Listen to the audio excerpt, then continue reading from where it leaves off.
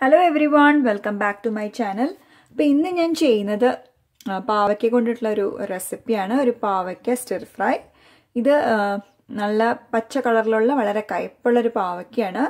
അപ്പോൾ നമുക്ക് കയ്പ് കുറച്ച് കൊണ്ടൊരു പാവയ്ക്ക സ്റ്റിർ ഫ്രൈ ചെയ്യാം. അപ്പോൾ അതിനായിട്ട് നമുക്ക് എന്തൊക്കെ സാധനങ്ങൾ വേണ്ടതെന്ന് നോക്കാം. അപ്പോൾ ആദ്യമായിട്ട് ഞാനൊരു വളരെ ചെറിയ പാവയ്ക്കയാണിത്. അതുകൊണ്ട് തന്നെ ഒരു 6 ചെറിയ പാവയ്ക്ക എടുത്തിട്ടുണ്ട്. ഇപ്പോൾ ഒരു വലുതൊക്കെ മീഡിയം സൈസിലുള്ളതൊക്കെ ആണെങ്കിൽ ഒരു 4 എണ്ണം മതിയാവും. പിന്നെ ഒരു മീഡിയം സൈസിലുള്ള സവാള, ഇത് നമുക്ക് ചോപ്പ് ചെയ്തെടുക്കണം. പിന്നെ പച്ചമുളക് എടുത്തിട്ടുണ്ട്. ഇത് നമ്മൾ എരിവിനനുസരിച്ച് അഡ്ജസ്റ്റ് ചെയ്യുക. ഞാനിവിടെ ഒരു 4 കാന്താരി മുളകാണ് എടുത്തിട്ടുള്ളത്. പിന്നെ വറ്റൽമുളക് എടുത്തിട്ടുണ്ട്, 2 വറ്റൽമുളക് എടുത്തിട്ടുണ്ട്. അതുപോലെ തന്നെ ഒരു 1/2 ടീസ്പൂൺ പെരിഞ്ജീരകം എടുത്തിട്ടുണ്ട്. ഒരു 1/4 ടീസ്പൂൺ നല്ല ജീരകം എടുത്തിട്ടുണ്ട്. പിന്നെ നമ്മൾ കയ്പ് കുറയ്ക്കാനായിട്ട് ഒരു കൂട്ട് ഇതിലേക്ക് ചേർക്കുന്നുണ്ട്. അപ്പം നമുക്ക് ആ കൂട്ട് ആദ്യമേ തന്നെ മിക്സ് ചെയ്ത് വയ്ക്കാം. അപ്പം അതിനായിട്ട് ഞാനിവിടെ ഒരു 1/2 കപ്പ് ആൽമണ്ട് ഫ്ലോർ ആണിത്. ഇത് ഞാൻ കടയിൽ നിന്ന് വാങ്ങിയിട്ടുള്ള ആൽമണ്ട് ഫ്ലോർ ആണ്. അപ്പോൾ ഇത് 1/2 കപ്പ് നമുക്കൊരു ബൗളിലേക്ക് ഇട്ട് കൊടുക്കാം. പിന്നെ നമുക്ക് വേണ്ടത് ഒരു 2 ടേബിൾ സ്പൂൺ ഹീപ്ഡ് ആണ് കേട്ടോ, നിറച്ചെടുത്തിട്ടുണ്ട് ഞാൻ. 2 ടേബിൾ സ്പൂൺ തേങ്ങ, പിന്നെ ഏകദേശം ഒരു 1/2 ടീസ്പൂണോളം മഞ്ഞൾപ്പൊടി, പിന്നെ 1 ടീസ്പൂൺ മല്ലിപ്പൊടി, പിന്നെ ഒരു 1/2 ടീസ്പൂൺ ജീരകം പൊടിച്ചത്, ഒരു 1/2 ടീസ്പൂൺ ഗരം മസാല, പിന്നെ ഒരു 1 ടീസ്പൂൺ പഞ്ചസാര. പിന്നെ ഞാൻ എടുത്തിട്ടുള്ളത് വെളുത്ത എള്ളാണിത്. അപ്പം ഞാൻ 1 ടീസ്പൂൺ നിറച്ച് നമ്മുടെ വെളുത്ത എള്ള എടുത്തിട്ടുണ്ട്. സെസമി സീഡ്സ് എടുത്തിട്ടുണ്ട്.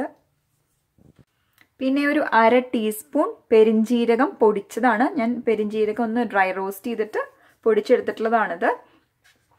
പിന്നെ ഞാനൊരു 1/4 ടീസ്പൂൺ മുളക് പൊടിയും കൂടെ ഇതിലേക്ക് ചേർക്കുന്നുണ്ട്. അപ്പോൾ എരിവ് നിങ്ങൾ അഡ്ജസ്റ്റ് ചെയ്യുക. വറ്റൽമുളകിനും എരിവുണ്ട്, പച്ചമുളകിനും എരിവുണ്ട്. അപ്പോൾ കുറച്ച് മുളക് പൊടി ഇതിലേക്ക് ചേർത്താൽ മതിയാവും. പിന്നെ കുറച്ച് ഉപ്പ് നമുക്ക് ഇതിലേക്ക് ചേർക്കാം. ബാക്കി ഉപ്പ് നമ്മൾ പാവയ്ക്ക വഴറ്റുമ്പോൾ അതിലേക്ക് ചേർക്കും. ഈ കൂട്ടിന് ആവശ്യമായിട്ടുള്ള ഉപ്പ് മാത്രം നമുക്കിതിലേക്ക് ചേർക്കാം. നന്നായിട്ട് മിക്സ് ചെയ്യാം. പിന്നെ നമുക്കിനി വെളിച്ചെണ്ണയിലാണ് ഇത് ഉണ്ടാക്കുന്നത്. വെളിച്ചെണ്ണ വേണം, അത്രേ ആവശ്യമുള്ളൂ. പിന്നെ കുറച്ച് വെള്ളം വേണ്ടി വരും. ഈ മിക്സ്ചറാണ് നമ്മുടെ പാവയ്ക്കയുടെ കയ്പ് കുറയ്ക്കാനായിട്ട് സഹായിക്കുന്നത്. ഇത് നന്നായിട്ട് തന്നെ മിക്സ് ചെയ്ത് വെക്കാം. ഇതിൽ പഞ്ചസാരയ്ക്ക് പകരം നിങ്ങളുടെ കയ്യിൽ കോക്കനട്ട് ഷുഗർ ഒക്കെ ഉണ്ടെങ്കിൽ അത് ചേർത്താലും മതി. അപ്പോൾ കുറച്ചും കൂടെ ഹെൽത്തി ആയിട്ടിരിക്കും. റിഫൈൻഡ് ഷുഗർ ഒഴിവാക്കാം ഇതിലേക്ക്. അപ്പോൾ നമ്മുടെ കൂട്ട് റെഡി ആയിട്ടുണ്ട്. ഇനി നമുക്ക് പാവയ്ക്ക് സ്ലൈസ് ചെയ്തെടുക്കണം. ചെറുതായിട്ട് തിന്നായിട്ട് സ്ലൈസ് ചെയ്തെടുക്കുക. അത് കഴിഞ്ഞ് നമുക്ക് ഉണ്ടാക്കാൻ തുടങ്ങാം. അപ്പം നമുക്ക് ഉണ്ടാക്കാൻ തുടങ്ങാം. അപ്പം ഒരു പാൻ ചൂടാക്കാൻ വെച്ചിട്ടുണ്ട്.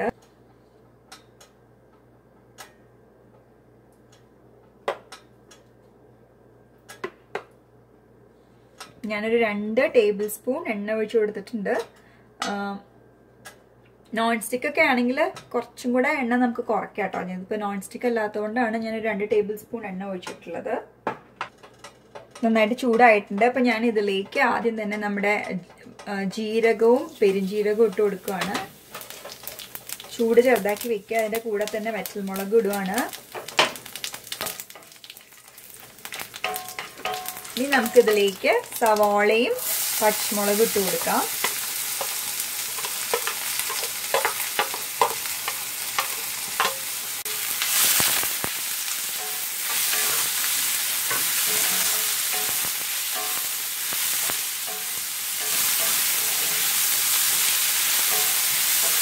എന്നിട്ട് സവാള ഒന്ന് വഴന്നാൽ മതി, ബ്രൗൺ കളർ ആവാനൊന്നും നിൽക്കണ്ട. നന്നായിട്ടൊന്ന് വഴന്ന് വരുമ്പോൾ നമുക്കതിലേക്ക് പാവയ്ക്ക് ചേർക്കാം. പച്ചമുളക് ഞാൻ സ്ലിറ്റ് ചെയ്താണ് ചേർത്തിട്ടുള്ളത്. അപ്പോൾ സവാള ഇത്ര വഴന്നാൽ മതി. ഇപ്പോൾ നമുക്കിനി ഇതിലേക്ക് പാവയ്ക്ക് ചേർക്കാം. ഇപ്പം ഞാൻ കുരു കളഞ്ഞു കേട്ടോ. പാവയ്ക്കയുടെ കുരുവൊക്കെ കളഞ്ഞ് സ്ലൈസ് ചെയ്തെടുത്തിട്ടുണ്ട്. നമ്മൾ സാധാരണ സ്ലൈസ് ചെയ്യുന്ന പോലെ തന്നെ സ്ലൈസ് ചെയ്തെടുത്തിട്ടുണ്ട്. പറ്റാവുന്നത്ര തിന്നാക്കുക. അപ്പോൾ വേഗം വെന്ത് കിട്ടും. നമുക്ക് പാവയ്ക്ക ഇടാം. പിന്നെ നമുക്ക് പാവയ്ക്കയ്ക്ക് ആവശ്യമായിട്ടുള്ള ഉപ്പും കൂടെ ചേർക്കാം. നമ്മൾ ഓൾറെഡി നമ്മുടെ കൂട്ടിലേക്ക് ആൽമണ്ട് ഫ്ലോർ ഒക്കെ ഉള്ള കൂട്ടിലേക്ക് ഉപ്പ് ചേർത്തിട്ടുണ്ട്. പാവയ്ക്ക് ആവശ്യമായിട്ടുള്ള ഉപ്പും കൂടെ നമുക്ക് ഇപ്പം ചേർക്കാം. ഇത് നന്നായിട്ട് മിക്സ് ചെയ്യുക.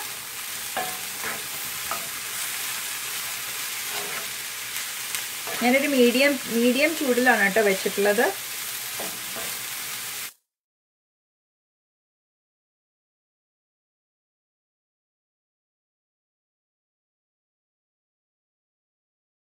ചെയ്തു. ഇനി ഇതിലേക്ക് നമുക്ക് കുറച്ച് വെള്ളം ഒന്ന് സ്പ്രിങ്കിൾ ചെയ്ത് കൊടുക്കാം.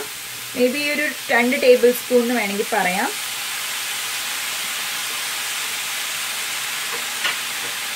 വെള്ളം സ്പ്രിങ്കിൾ ചെയ്ത് കൊടുത്തിട്ടുണ്ട്. നന്നായിട്ടൊന്ന് മിക്സ് ചെയ്യുക.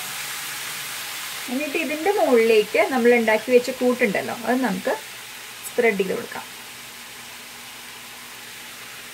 ജസ്റ്റ് ഒന്ന് എല്ലായിടത്തും എത്തുന്ന രീതിയിൽ ഇട്ട് കൊടുക്കാം.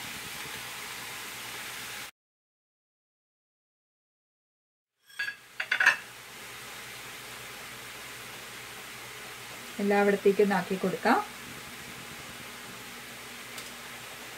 ഇനി നമുക്ക് ഇതൊന്ന് അടച്ചു വെച്ച്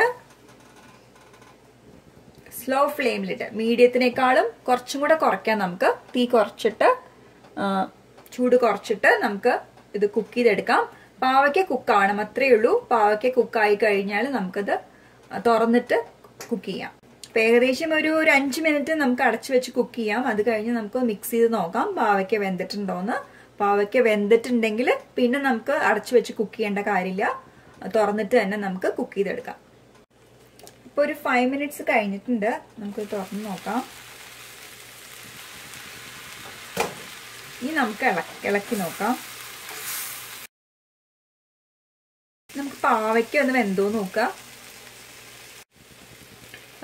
അപ്പൊ പാവയ്ക്ക് സോഫ്റ്റായി വന്നിട്ടുണ്ട്. അപ്പൊ ഇനി ഞാനിത് അടച്ചു വെക്കുന്നില്ല, തുറന്നിട്ട് നമുക്ക് ഇടയ്ക്കിട്ട് ഇളക്കി കൊടുത്ത് ഇതൊന്ന് നന്നായിട്ട് മൊരിയിച്ചെടുക്കാം.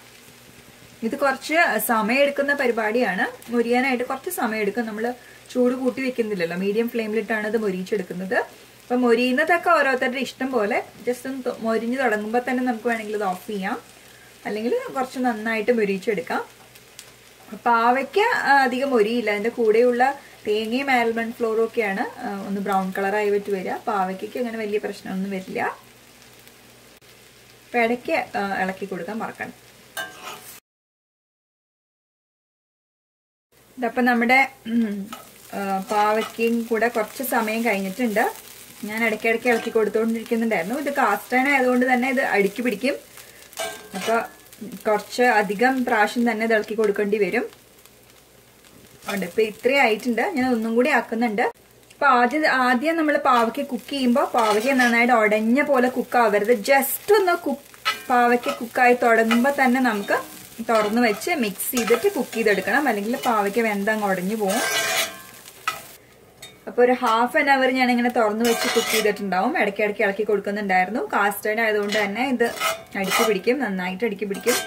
അപ്പോൾ ഹാഫ് ആൻ അവർ കഴിഞ്ഞിട്ടുള്ള പരുവാണിത്. ഇതിൽ നോക്കിയാൽ അറിയാം പാവയ്ക്ക് അങ്ങനെ ഒരുപാട് അങ്ങനെ കുക്കായിട്ടൊന്നും ഇല്ല.